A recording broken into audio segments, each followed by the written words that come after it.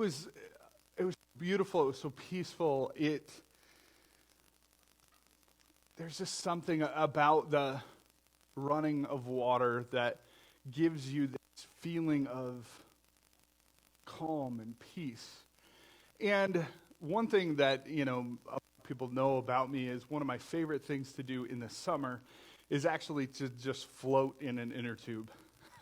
I probably look just like a child, just out there, just loving, just floating around in an inner tube. And when I was younger, we would canoe and we would float down the Asabo River often. And that was some of the best memories growing up, was being just on the river, just going with the flow.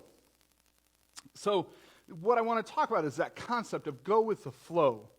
You see, water flows naturally to the path of least resistance.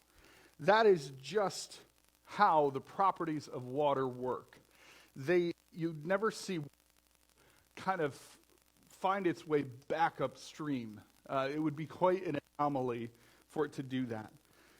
We are often like water. We, as the human race, we go with the flow. You will find where there is this mentality or philosophy where people just say, I'll just do the easy thing. I'll take the shortcut. I will just do just the bare minimum. And what happens is it becomes a habit. It becomes almost like a rut or a pattern that is just simply a part of who we are. And we always do something this way because it's the easy way to do it. We often go with the flow. Now, there is a difficulty in that because sometimes the flow of the world, my flesh, or even Satan himself, gets us in a lot of trouble.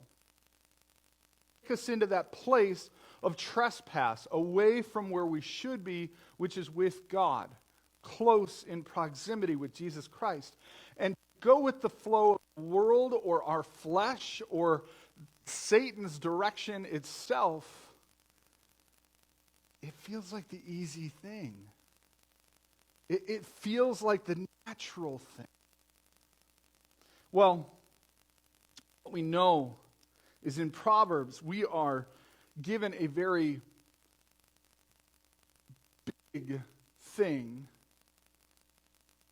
to guard over. In Proverbs chapter 4, verse 23,